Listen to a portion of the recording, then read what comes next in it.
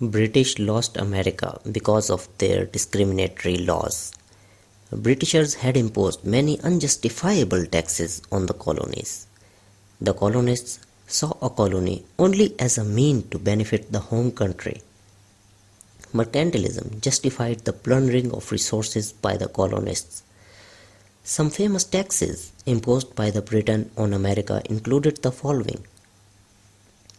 Navigation Act of 1651 made the trade in between England and the colonies to be done via ships that were owned by the Britain. This resulted in an Anglo-Dutch war the following year. Navigation Act of 1660, also called the Enumerated Act, as it enumerated certain articles like sugar, cotton, tobacco, and dye to be shipped only to England by the colonies.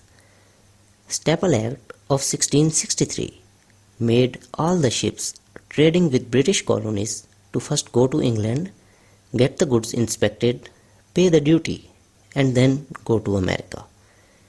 War broke down between England and France in 1754. It lasted for 7 years, ending with the Treaty of Paris between England and France in 1763. The economy of England was hurt because of this war, and what else could help better to stabilize it again than putting more and more taxes on the colonies? Royal Proclamation came in 1763, prohibiting westward expansion. Currency Act of 1764 banned the printing of paper money in colonies. Sugar Act of 1764 taxed the import of sugar and decreased the tax on molasses to curb the smuggled trade. However, merchants started to boycott luxurious items and started self-sufficiency. Quartering Act of 1765. The local people were supposed to bear the costs of food and housing for the troops. They started to question that if Anglo-French war was over, what's the need of Quartering Act then?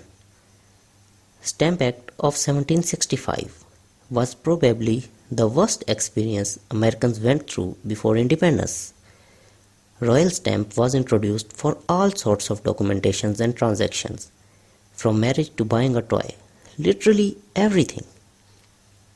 This could make a lot of money for Britain, but the American people could not cope with it and protested heavily. Sons of Liberty organization was formed in retaliation to Stamp Act.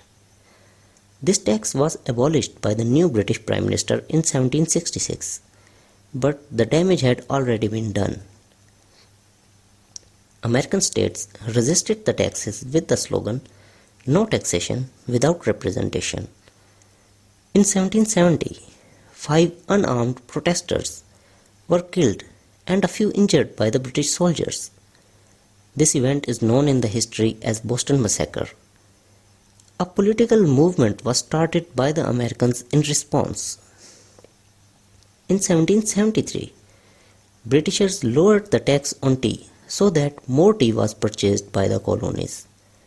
However, this was considered a taxation tyranny and a British monopoly on tea. 3 ships with 342 chests, that is nearly 46 tons of tea, were dumped into the sea by the Sons of Liberty on 16 December 1773, known as Boston Tea Party. In response, Britishers put Intolerable Acts in 1774, closing Boston to merchant ships and establishing a military rule of Britain over Massachusetts, while giving immunity to the British officials from criminal proceedings in America. Hence, the Americans called the First Continental Congress, in which 12 of 13 colonies participated, and then Second Continental Congress in 1775, in which all the 13 colonies participated to put a united resistance. First battle between Brits and Americans was fought in July 1775, called the Battle of Bunker Hill.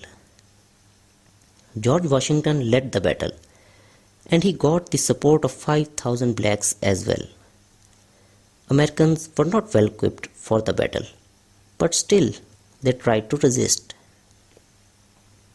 Britishers won this battle, but at a very high cost.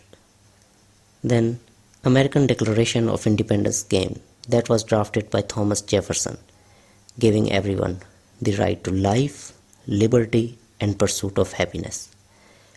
It was approved by the Continental Congress on July 4, 1776.